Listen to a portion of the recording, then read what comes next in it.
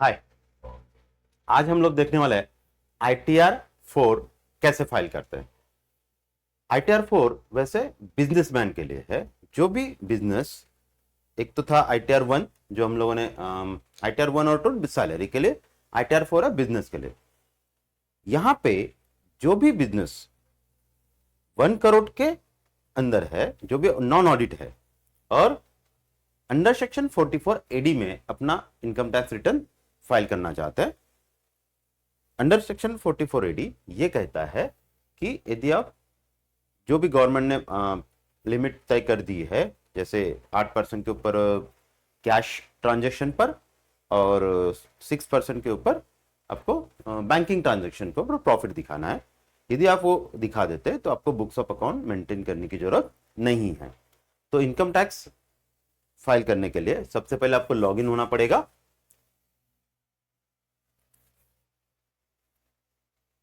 Registration process इसके पहले वाले वीडियो में हम लोगों ने बना चुके हैं, आप डिस्क्रिप्शन में जाके उसका पहले वाला वीडियो चेक कर सकते हैं। पैन नंबर डालना है, आपका पैन नंबर, आईडी, लॉगिन करेंगे। एक बार लॉगिन हो गए तो उसके बाद आते हैं हम लोग IAS जाएंगे, यहां पे क्लिक करेंगे।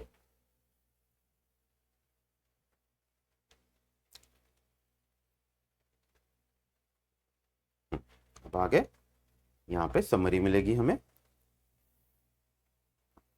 शो। अब इनका कहां कहां से इनकम आ रहा है। इंटरेस्ट फ्रॉम डिपॉजिट जो FD वहां पे शो किया था, GST टर्नओवर ये शो किया गया है यहाँ पे, ऑटो GST यदि है, और परचेस भी GS अभी AS में आ गया है, और इन्होंने कोई म्यूचुअल फंड्स वगैरह लिए हैं वो ट्रांजेक्शन्स यहाँ पे शो किए। मतलब इतने ट्रांजेक्शन्स गवर्नमेंट के पास पहले ही पहुंच गए। ये तो मुझे दिखाना ही पड़ेगा। अभी आप इस बार रिटर्न थोड़ा सा संभल के डालना है। हाँ, अभी इस बार नया एक चेंजेस आया हुआ है। अभी तक के आपका मार्च महीने का बैंक अकाउंट का बैलेंस भी आपको एक्चुअल शो करना है। आगे देखते हैं हम लोग कहां शो करना है। ओके, ये अभी आते हैं हम लोग रिटर्न फाइल के तरफ। फाइल नाउ मतलब कहां जाना है, यहां इनकम टैक्स रिटर्न्स व्यू, पहले से भी रिटर्न है तो यहां आप शो कर सकते हो, देख सकते हो कि अभी तक के मेरे रिटर्न्स कितने हुए हैं। डाउनलोड, आप रिसिप्ट डाउनलोड कर सकते हैं, फॉर्म डाउनलोड कर सकते हैं।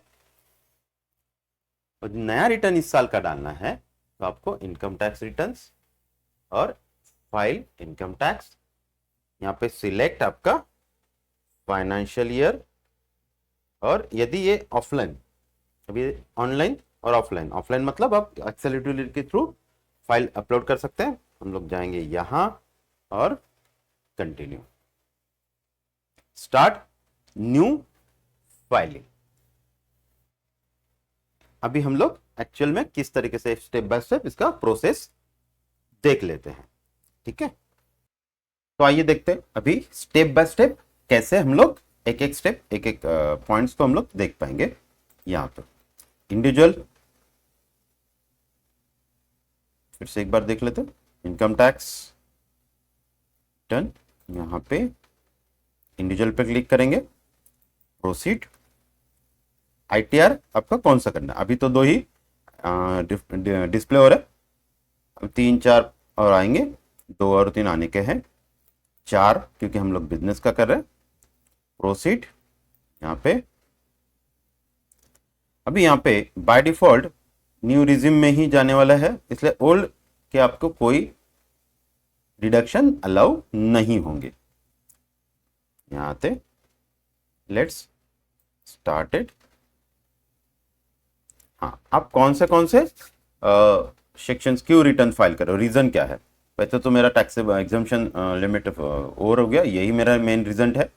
इसके अलावा भी आपका डिपॉजिट 1 करोड़ के ऊपर बैंक में, 2 लाख का फॉरेन टूर, और 1 लाख के ऊपर इलेक्ट्रिक बिल यदि आप साल भर में देते हैं तो आपको रिटर्न्स करना है। तो हम लोग क्या करेंगे, टैक्सेबल इनकम एग्जिट हो गया, यहाँ पे क्लिक करते हैं। प्रीफिल पहले से ही फाइल होके आ रहा है, क्लिक। अभी एक एक टैब को हम लोग स्टेप बाय स्टेप देखते हैं। यहां पे पर्सनल इंफॉर्मेशन पे क्लिक करना है।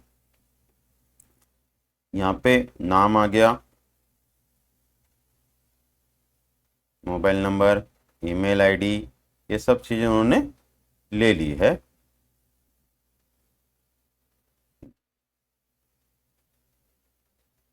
यहां पे यदि आपका बिजनेस है तो अदर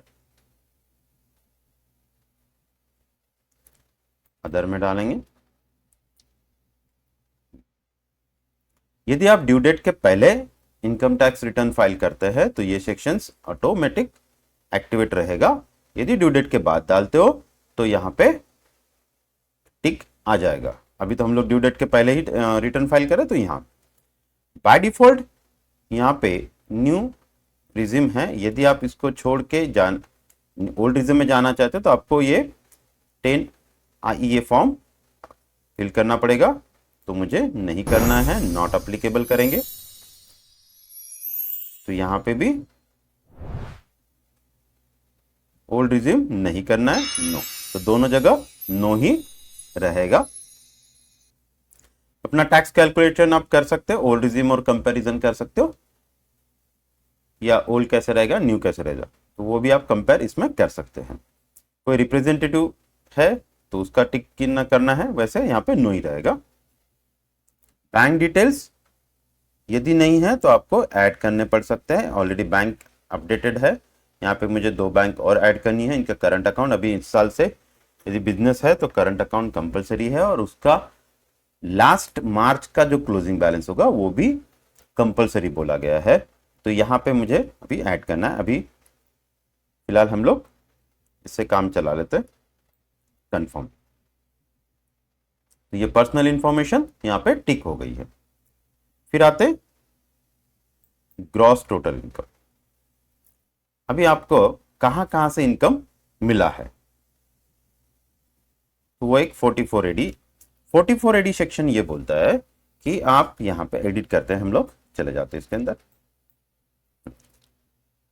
44AD यदि आप बिजनेस के डिटेल देने हैं और इसका ब्रेकअप, जो भी आपका टर्नओवर हुआ है उसका मुझे ब्रेकअप देना है। इनका फर्म का नाम यहाँ पे बाय डिफॉल्ट लास्ट ईयर जो किया होगा तो उसी से आगे वो कंटिन्यू करेगा। क्लिक करना है।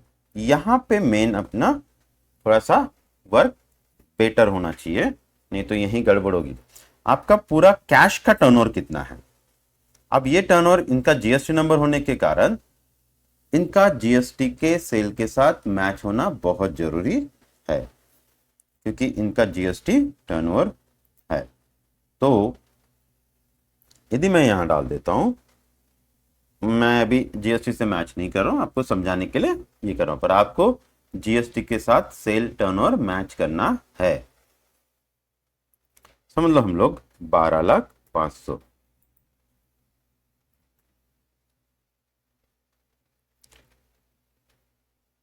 500 मेरा कैश,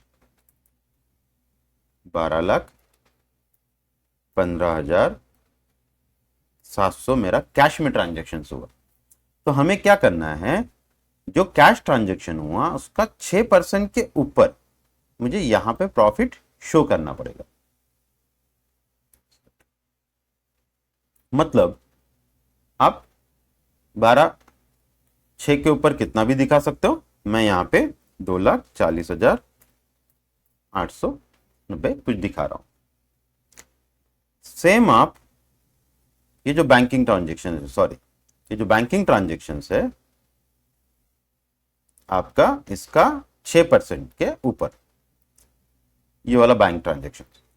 यदि आप कैश ट्रांजेक्शन करते हो तो कैश ट्रांजेक्शन का 8% के ऊपर, मतलब मैं 5,40,500 कैश ट्रांजेक्शन में दिखाता हूं, तो इसका मुझे 8% के ऊपर, तो मुझे भी कम से कम, मैं ऐसे रैंडमली फिगर ले रहा हूं, तो जो 8% है मैं दिखा देता हूं, 1,54,880 और यहां मुझे चाहिए वही 12 लाख पे। तो मेरा टोटल टैक्स हो गया है, इनकम हुआ, फिर 7 कर देते हैं। टोटल मेरा रिसिप्ट हुआ है, मैंने हम लोगों ने क्या किया, जो 12 लाख का टर्नओवर था बैंकिंग का, उसके अगेंस्ट में 7,40,000 प्रॉफिट हुआ, और जो कैश ट्रांजैक्शन था 5,40,000, उसके अगेंस्ट में 1,45,000 ट्रांजेक्शन हुआ। मतलब टोटल मिला के मुझे बिजनेस से कितना आया, 8,86,270। प्रोफेशनल के लिए 50% है, जो भी रिसिप्ट होगा, और यहाँ पे भी गुड्स और कैरेज के लिए लिमिट्स, उसके लिए मैं स्पेशल वीडियो बनाऊंगा, उसका थोड़ा सा ये रहेगा। पर व्हीकल के हिसाब से उनको शो करना होता है। यहाँ पे हाइड डिटेल, मैं इसे सेव कर देता हूं। यहाँ पे क्या करना है, सेव। अब ITR 1 में, मतलब जो बिजनेस सैलरी का रिटर्न है, वहां पे आप बिजनेस शो नहीं कर सकते, वहां सिर्फ ITR सैलरी के डिटेल पूछेगा। पर ITR 4 में सैलरी के डिटेल भी आप ऐड कर सकते हो सकता है आपने 2 महीने बिजनेस सैलरी जॉब किया होगा, वहां से सैलरी आई, फिर अपने बिजनेस कर दिया, तो यहाँ पे हम लोग उसको एंटर कर सकते हैं। यहाँ सैलरी के सेम डिटेल्स, यदि मैं सैलरी डाल देता हूँ थोड़ा सा, तो आपको समझ में आएगा। पर सैलरी के लिए सिंपल, सिर्फ सैलरी है तो आपको ITR 1 ही फाइल करना है। यहाँ पे मैं 1,20,670 ये डाल देता हूं, तो यहाँ पे वो 75,000 माइनस कर लेगा और यहाँ पे शो करेगा। यदि है तो, यहाँ पे मैं समझाने के लिए ले रहा हूं, आपको नहीं लेना है। यदि बिजनेस उसका बिजनेस है तो बिजनेस का ही इनकम शो करना है। हाउस प्रॉपर्टी से इनकम क्या होगा, ये चीज ऐड, अपने प्रॉपर्टी के डिटेल्स देने हैं। आपकी प्रॉपर्टी सेल्फ है, ओन है या कैसे, ये प्रॉपर्टी के डिटेल्स आएंगे। और यहां पे मेन है, यदि सेल्फ ऑक्युपाइड है तो आपको इंटरेस्ट जो होता है हाउसिंग लोन का, उसका बेनिफिट नहीं मिलेगा। यदि आप लेट आउट, मतलब पूरा का पूरा रेंट पे दे रहे हो, तो ही आप रेंट पे ही है, तो ही आपको इंटरेस्ट ऑन हाउसिंग लोन का बेनिफिट मिलेगा। NMC टैक्स वगैरह ये सब चीजें आप दे पाओगे, अदरवाइज नहीं।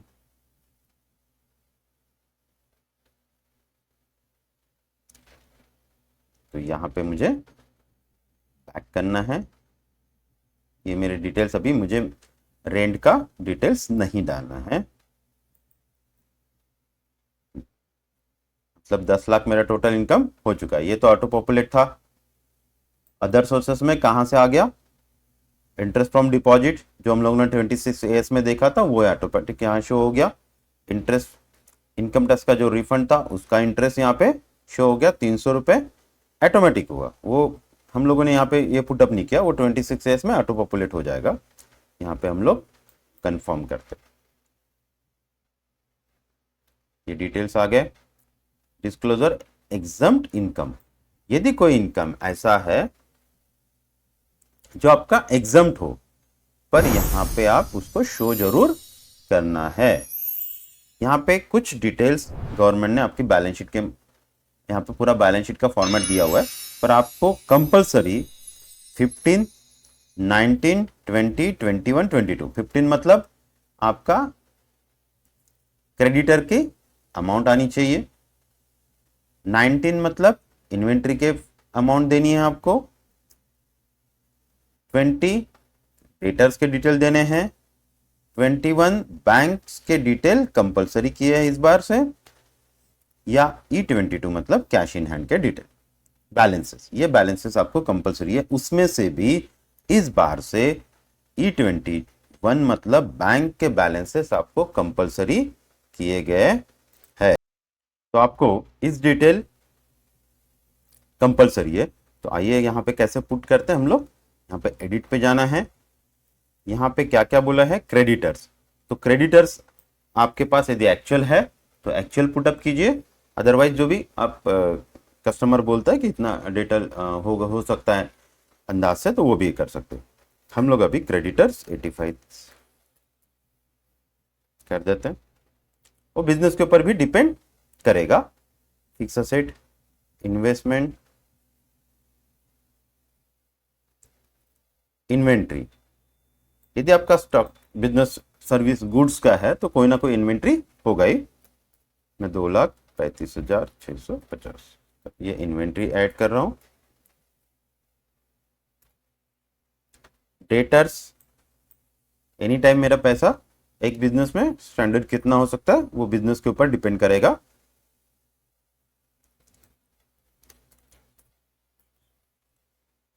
बैंक बैलेंस एक्चुअल में मार्च का क्लोजिंग बैलेंस याद से डालना है इस बार, वो भी बैंक स्टेटमेंट से मैच होके।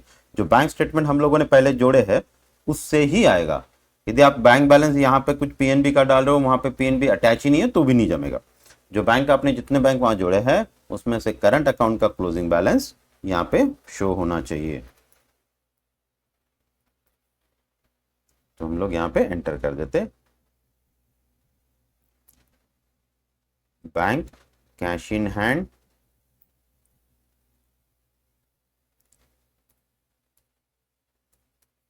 चार्ज, ये आ गया कैश बैलेंस।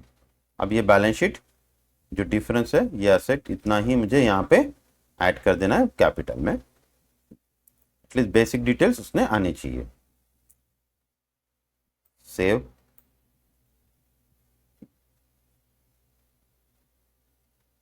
कंफर्म, हाँ ग्रॉस रिफिट्स आ गया। एग्रीकल्चर इनकम है मोर देन 5,000 तो आप यहाँ पे एग्रीकल्चर इनकम है तो यहाँ एंटर कर सकते हैं।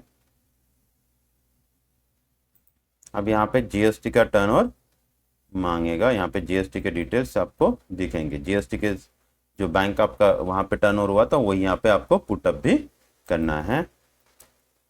तो जो भी टर्नओवर है इस साल का यहाँ पे ऐड करना है।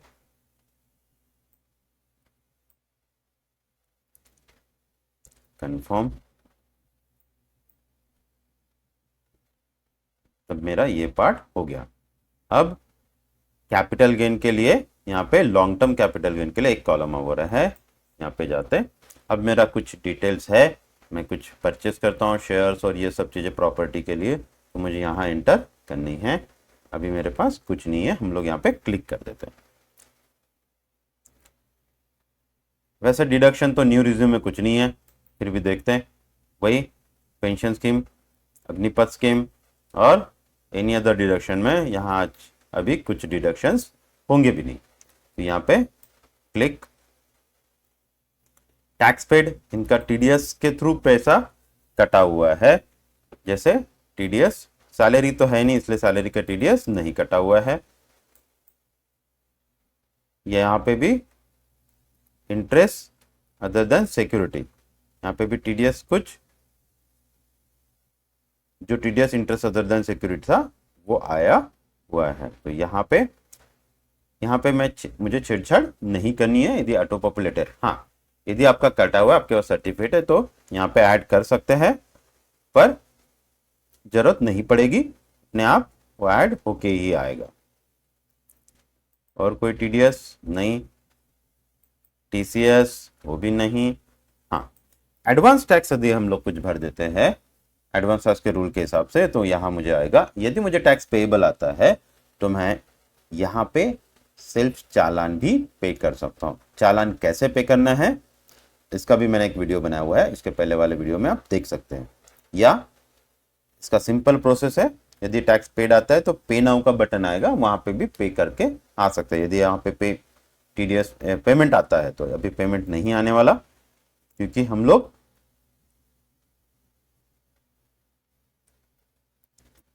एग्जम्पशन लिमिट में ही शायद रहेंगे, टैक्स 12 के अंदर में नहीं गया है। टोटल लाइबिलिटी, हाँ अभी यहाँ पे भी कुछ नहीं आएगा, कुछ टैक्स पेमेंट ही नहीं आएगा, क्योंकि जितना टैक्स मुझे आया हुआ है, टैक्स कितना आया आपका 49,250, 10,92,000 का ये इस पे, तो मुझे पेमेंट कितना आया 40। अब उतना ही मुझे रिबेट मिल गया, क्योंकि रिबेट की कंडीशन क्या है, 60,000 तक के रिबेट है, तो वो मुझे यहाँ पे मिल जाएगा। कंप्यूटेशन देख लेते हैं इसका, 12 लाख का, तो 12 लाख तक के नील, तो ये जो कंप्यूटेशन है ये है।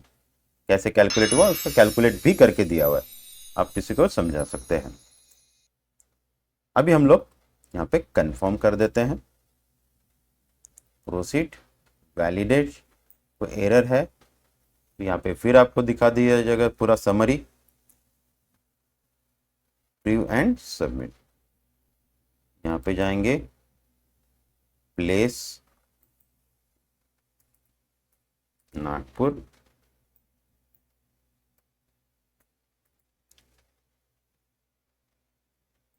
वैलिडेट।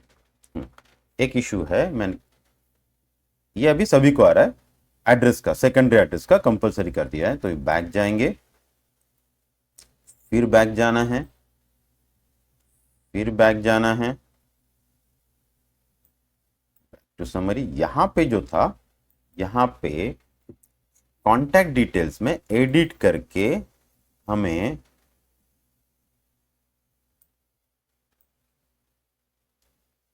यहां इनका ईमेल आईडी और ये मोबाइल नंबर तो है, सेम हमें ये यहां पे टिक करना है, ओके, कि ये सेम है, तो यहां पे काम बन जाएगा मेरा। ओके, ये वाला पार्ट हो गया,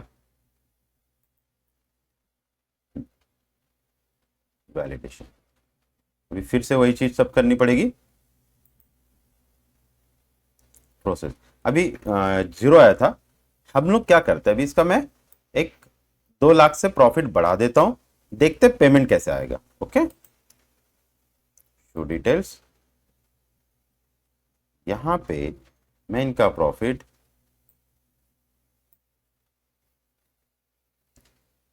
10,80,000 कर देता हूं।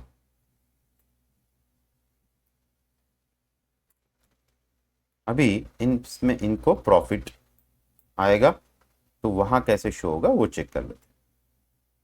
प्रॉपर्टी की डिटेल्स नहीं है, 14 हो गया। ये मैं आपको समझाने के लिए कर रहा हूं। अभी नील का दिखाए थे, यहां पे जाएंगे, गो टू वैलिडेशंस, यहाँ पे कंफर्म, ये सब हम पहले देख चुके हैं इसलिए मैं फास्ट कर रहा हूं। कंफर्म, टैक्स पेड, अब देखिए यहां पे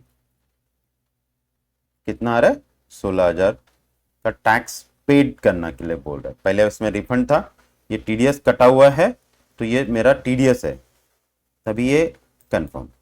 अभी यहाँ पे मुझे पेमेंट कितना मेरा कटा हुआ है, 16,000। अब टैक्स लाइबिलिटी में जाते हैं, अब देखिए 14 लाख पे टैक्स आ गया 98,000, इसका ब्रेकअप यहाँ पे आप शो कर सकते हैं। देखो कैसे 14 98 94,875 आया हुआ है, उसका ब्रेकअप पहला वाला स्लैब पे 20,000, दूसरे वाले स्लैब पे 40,000, मतलब 60,000 हो गया। अब 60 के ऊपर हो गया तो इसलिए कोई रिबेट नहीं मिलेगा। टैक्स हो गया, टोटल टैक्स हो गया 94,875। यदि टैक्स आता है तो एजुकेशन से 4% लगा, मतलब 98,670 मेरा टोटल टैक्स पेएबल हो गया। अभी हमें, हाँ अभी इनका टैक्स ज्यादा हो गया, इन्होंने एडवांस टैक्स पे करना चाहिए था तो वो नहीं किया, उसके वजह से टोटल इंटरेस्ट भी लग गया यहां पे। अब टोटल मिला के, टोटल इंटरेस्ट इनका दोनों मिला के कितना हुआ, 2,02,479। फिर टोटल टैक्स बन गया 98,670 प्लस 2479, और ये बन गया आपका 1 लाख का टैक्स, 1,01,049। अब 1 लाख में से ये माइनस हो गए टीडीएस, तो बचा मेरा टैक्स 98।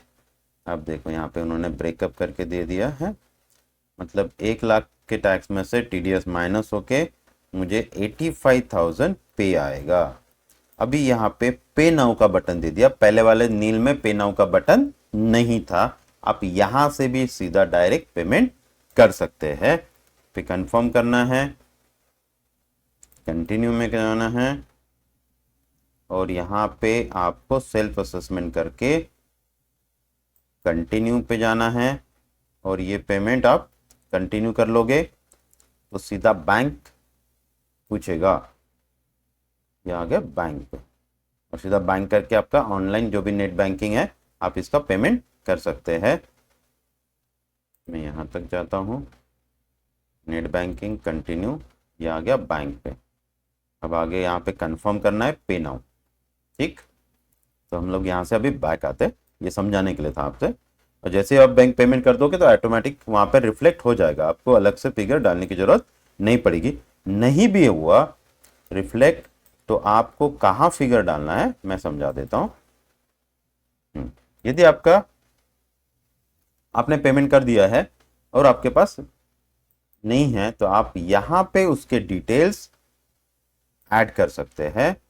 ऐड, उसमें डिटेल्स क्या होंगे, बीएसआर कोड होगा चालान पे, आपका डेट होगी, चालान नंबर होगा और पेड। अब चालान कैसे होता है वो मैं आपको एक बार शो कर देता हूं। नाम होगा आपका, असेसमेंट ईयर मैंने 100 रुपीज पे किए हैं सैंपल, ये बीएसआर कोड, ये आपका मेन चीज बीएसआर कोड आ गया, चालान नंबर, डेट और अमाउंट, ये यहाँ पे पुटअप करेंगे और सेव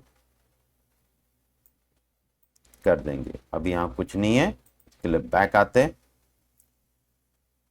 फिर कंफर्म और वैलिडेट करके आगे हमारा रिटर्न्स कंप्लीट हो जाएगा, जहां पे ओटीपी सीधा आ जाएगा।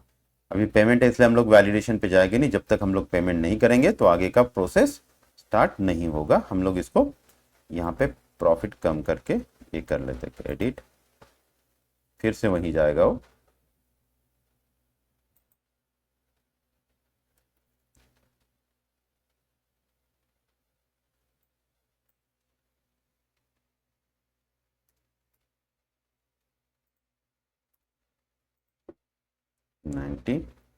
सेव,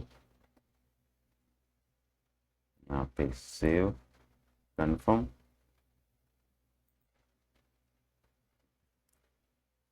अभी सेम वहां चीज, जितनी बार जाओगे उतने बार वो वहां आपको ये करना पड़ेगा validations.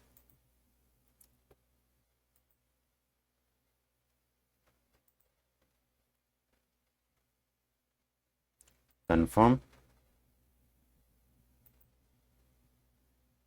Validation, confirm,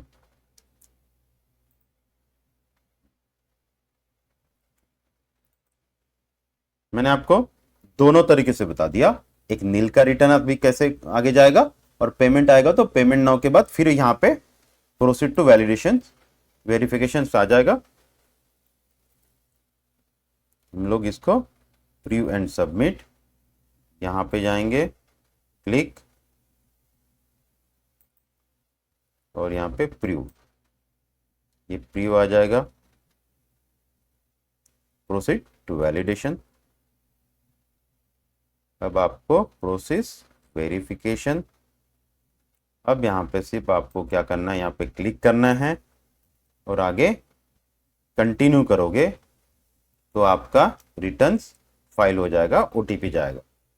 okay, OTP से, और वो ओटीपी आधार नंबर पे अपडेट होने वाला है, जो भी आधार आपका होगा उस नंबर पे जाएगा, आधार से जो लिंक नंबर होगा। ठीक है, ये था इनकम टैक्स ITR 4 का रिटर्न कैसे फाइल करते हैं, उसका डिटेल वीडियो था, मैंने पेमेंट के साथ भी करके दिया है, और आपको नील का भी रिटर्न कैसे, हार्डली आधा घंटा लगेगा और कस्टमर्स काफ़ी अभी आपको रिटर्न्स के लिए मिल जाएंगे। तो आप किसी से भी जो भी आपका चार्जेस है वो लेके 500 से लेके 1000 2000 जो भी लेना चाहते हैं लेके आप अपना earning, part time earning easily कर सकते हो। छोटा सा इसका डिटेल्स वीडियो आपको यूट्यूब से और डिटेल मैंने अलग अलग टाइप के किए हुए, 1 सैलरी का है, ITR 3 का है, तो आप वो देख के भी अपना एक पार्ट टाइम अर्निंग सोर्स कर सकते हो। ऐसे ही हम लोग पूरा टैक्सेशंस का क्लास करना चाहते हो आपको ट्रेनिंग, तो एक इंडस्ट्रियल अकाउंटिंग और टैक्सेशन ट्रेनिंग का कोर्स हमारा है इंस्टीट्यूट का। उसमें डिटेल में आपको प्रैक्टिकली पूरे rules regulations, accounting, GST filing, ये सब चीज़ें सिखा के हम लोग प्लेसमेंट भी कराते हैं।